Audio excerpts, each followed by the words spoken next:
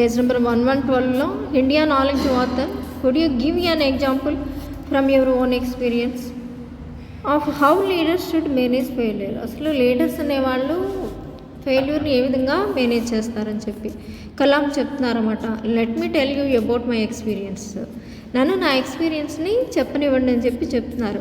In 1973 I became the project director in India's satellite launch vehicle program commonly called the SLV-3. నన్ను project డైరెక్టర్ని చేశారు 1973 సంవత్సరంలో జరిగినటువంటి SLV-3 అనేటటువంటి ఒక శాటిలైట్ వెహికల్ని లాంచ్ చేయడానికి నన్ను ప్రాజెక్ట్ మేనేజర్గా నియమించారని చెప్తున్నారు. Hour goal was to put India's Rohini satellite into orbit by 1980. మా గోల్ ఏంటి అనేది చూస్తే కనుక రోహిణి అనేటటువంటి ఒక శాటిలైట్ని కక్షలోకి ప్రవేశపెట్టాలి. అది కూడా ఎప్పటికల్లా 1980 సంవత్సరం కల్లా మేము చేయాలి ఆ పని. I was given funds and human resources. నాకు కావాల్సినటువంటి నిధులు, ఫండ్స్ అంటే నిధులు ఇచ్చారు, అలాగే రిసోర్సెస్, హ్యూమన్ రిసోర్సెస్ అంటే వనరులు అన్నమాట. మానవ వనరులు ఇచ్చారంటే కొంతమంది మనుషుల్ని కూడా ఇచ్చారు నాకు అని చెప్పి చెప్తున్నారు. But was told clearly that by 1980 we had to launch the satellite into space.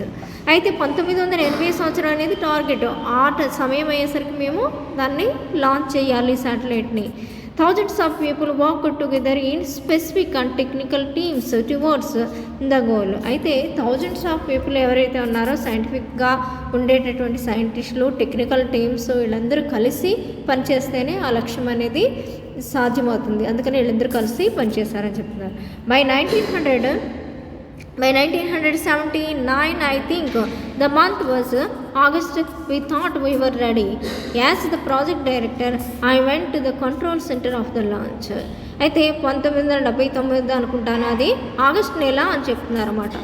అప్పటికి మీరు రెడీగా ఉన్నాము. ఏంటి, ప్రాజెక్ట్ అనేది రెడీ అయిపోయింది. ప్రాజెక్ట్ డైరెక్టర్గా ఈయన లాంచ్ చేయడానికి, ప్రారంభించడానికి అక్కడికి కంట్రోల్ సెంటర్కి వెళ్ళారు. Yet 4 minutes before the satellite launch, the computer began to go through the checklist of items that need to be checked. అయితే ఒక 4 నిమిషాలు అయిన తర్వాత ఆ శాటిలైట్ యొక్క కంప్యూటరు అక్కడ బిగిన్ అయ్యి చెక్ లిస్టుల ద్వారా వెళ్తూ ఉన్నప్పుడు ఒక చెక్ చేసుకుంటారు కదా ముందుగా, క్లియరెన్స్ ఉందా లేదా అని చెప్పి. అది ఏమని చెప్పిందట, ఇంకా ఒకసారి చెక్ చేయవలసి ఉంది దీన్ని అని చెప్పి అది ఇండికేషన్ ఇస్తుందట, ఇంకా కొంచెం చెక్ చేయండి అని చెప్పి. 1 minute later the computer program put the launch on hold. తర్వాత ఒక సర్వేషన్ తర్వాత లాంచింగ్ని హోల్డ్లో పెట్టారు, ఆఫ్ చేయమని కాసేపు అలా పెట్టింది. The display showed that some control components were not in order. అయితే ఏం చెప్తుందంటే కొన్ని రకాలైనటువంటి కంట్రోల్ కాంపోనెంట్స్ ఏవైతే ఉన్నాయో అవి ఆర్డర్లో లేవు అని చెప్పి అది కూడా ఏమి ఎర్రర్ ఉందో అది కూడా చూపిస్తుంది computer. My experts I had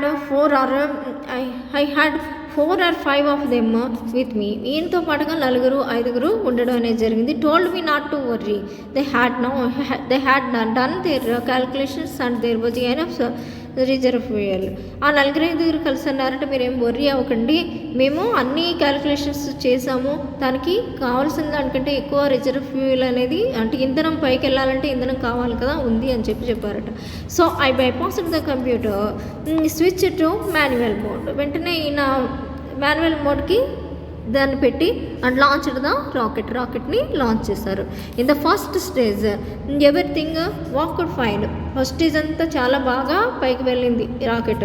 in the second stage a problem develop. రెండో స్టేజ్కి వచ్చేసరికి ఒక ప్రాబ్లం అనేది డెవలప్ అవ్వడం అనేది జరిగింది. Instead of satellite going into orbit the whole rocket system plunged into the Bay of Bengal. It was a big failure. ఇంటికి పైకి వెళ్ళడం మానేసి సడన్గా కిందికి పడిపోతుందట. ఎక్కడికి పడిపోయింది, బే ఆఫ్ బెంగాల్లోకి పడిపోయింది. అది ఒక బిగ్ ఫెయిల్యూర్ అన్నమాట. అంటే పైకి వెళ్ళడం ఫెయిల్ అయ్యారు వీళ్ళు. That day, the chairman of the Space Research Organization, Professor Satish Dhawan, had called a press conference. ఆ రోజు సతీష్ ధావన్ గారు ఒక ప్రెస్ కాన్ఫరెన్స్ని కాల్ చేశారట.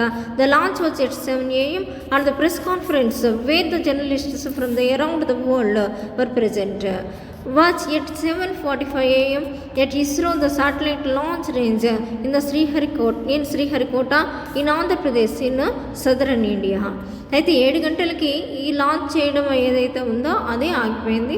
వెంటనే వాళ్ళు 7 గంటలకి ఒక ప్రెస్ కాన్ఫరెన్స్ పిలిచారు. పిలిచిన తర్వాత జర్నలిస్టులు అందరూ కూడా, ప్రపంచంలో ఉన్న వాళ్ళందరూ కూడా అక్కడ ప్రజెంట్ అయ్యారు. అది 7:45 సమయమైంది. ఆ ప్లేస్ వచ్చి ISRO, ఇస్రో శాటిలైట్ లాంచ్. అది ఎక్కడుంది? శ్రీహరికోటలో ఉండేటటువంటి ఆంధ్రప్రదేశ్లోని సదరన్ ఇండియాలో ఉండడం అనేది జరిగింది. Professor Dhawan, the leader of the organization, conducted the press conference.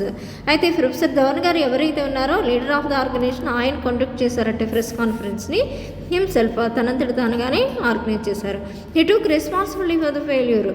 ఆ ఫెయిల్యూర్కి బాధ్యత నాదే అని చెప్పి తీసుకున్నారట. ఎవరైనా విజయం వస్తే బాధ్యత నాదని తీసుకుంటారు తప్ప ఫెయిల్యూర్ వస్తే బాధ్యత నాదని తీసుకోరు. కానీ అక్కడ చైర్మన్ అయినటువంటి సతీష్ ధావన్ గారు ఫెయిల్యూర్ యొక్క బాధ్యత నాదని చెప్పారట. ఈ said that the team hard worked very hard but that it needed more technological support. ఏమని చెప్పారట అక్కడ ప్రెస్ అందరికీ కలిసి, టీం అంతా అయితే చాలా చక్కగా హార్డ్గా పనిచేశారు, కష్టపడి పనిచేశారు. కానీ ఎక్కడో ఒక చిన్న టెక్నికల్ ప్రాబ్లం రావడం వల్ల ఇది వెళ్ళలేదు, ఆగిపోయింది, ఫెయిల్యూర్ అయిందని చెప్పారట. He said that the team had worked very hard but that needed more technological support. He assured the media that in another year the team would definitely succeeded. ఇంకా ఒక విషయాన్ని చెప్పారట. అది కూడా వాళ్ళకి కాన్ఫిడెంట్గా ఏమని చెప్పారంటే, నెక్స్ట్ ఇయర్ కల్లా, ఒక సంవత్సరంలో మీరు సక్సీడ్ అయ్యేలాగా చూసుకుంటాము, సక్సెస్ఫుల్గా ఈ ఆర్బిట్లోకి ఈ రోహిని దీన్ని పంపిస్తామని చెప్పారట. I was the project direction and it was my failure but instead he took the responsibility for the failure as chairman of the organization. అయితే ప్రాజెక్ట్ డైరెక్టర్నే బాధ్యత వహించమని చెప్తారు ఏదైనా ఫెయిల్యూర్ వస్తే. Project director APJ Abdul Kalam గారు. అయితే ఈయన్ని బాధ్యత వహించుకోని అనకుండా చైర్మన్గా ఆయనే వచ్చి ఆ ఫెయిల్యూర్కి నాది బాధ్యత అని చెప్పారట.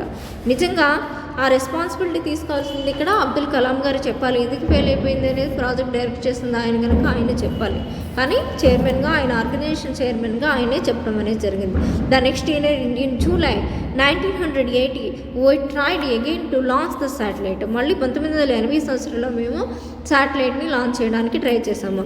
And this time was succeeded. ఈసారి సక్సీడ్ అయ్యామని చెప్తున్నారు. The whole nation was jubilant. మొత్తం నేషన్ అంతా కూడా చాలా ప్రకాశవంతంగా తయారైంది. There was a press conference. అక్కడ ఒక ప్రెస్ కాన్ఫరెన్స్ని కూడా పెట్టారట. From Dhawan called me side and told me you conduct the press conference today. అప్పుడు సతీష్ ధావన్ గారు ఏం చేశారట, పిలిచారట. ఇన్ని పిలిచి ఇవాళ ఈ ప్రెస్ కాన్ఫరెన్స్ని మీరే కండక్ట్ చేయండి అని చెప్పి అబ్దుల్ కలాం గారికి చెప్పడం జరిగింది.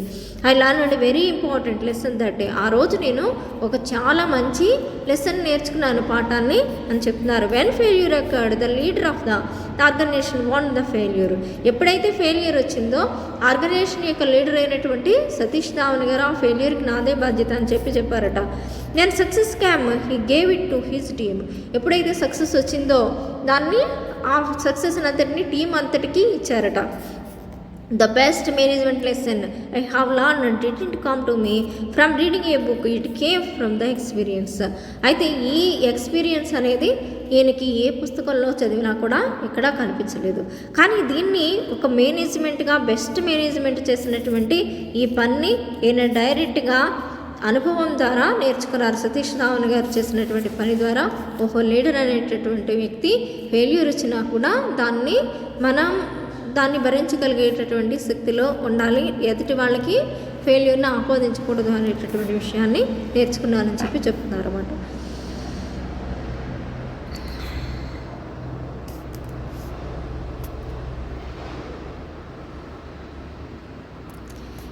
India knowledge at the rate of వాతన్, that is a great story, thank you for sharing it. అవునండి, చాలా గొప్ప స్టోరీ, థ్యాంక్ యూ అని చెప్పారు షేర్ ఇచ్చినందుకు. Next, Kalam continuing further with the 6 traits. The 4th trait is that the leader should have the courage to make decision. మరి ఇక్కడ ట్రైట్స్ చెప్తున్నారు కదా, ఇందాక 3 ట్రైట్స్ చెప్పడం అనేది జరిగింది. ఇందులో 4th ట్రైట్ని చెప్పడం అనేది ఇక్కడ ఏంటి అనేది చూస్తే కనుక, కరేజ్ అనేది ఏదైనా డెసిషన్ తీసుకోవాలి, నిర్ణయం తీసుకోవాలంటే మనకు ముందుగా ఏం కావాలి, ధైర్యం కావాలి అని చెప్తున్నారు అనమాట. 5th, the leader should have nobility in management. మరి లీడర్కి ఇంకేం కావాలి, తను చేసేటటువంటి మేనేజ్మెంట్లో నోబిలిటీగా, ఉన్నతంగా పనిచేయడం, అలాగే నిజాయితీగా పనిచేయడం కూడా అవసరమే. Every action of the leader should be transparent. Leader చేసేటటువంటి ప్రతి పని కూడా ట్రాన్స్పరెంట్గా అంటే పారదర్శకంగా ఉండాలి అని చెప్తున్నారు. The leader should walk with the integrity and succeed with the integrity. ఎప్పుడైనా లీడర్ అనేవాడు ఎంతసేపు సమైక్యంగా ఉండాలి, అందరితోనూ సమైక్యంగా పనిచేయించే విధంగా ఐకమత్యంగా ఉండి విజయాన్ని సాధించాలని చెప్తున్నారు. All the traits apply especially to the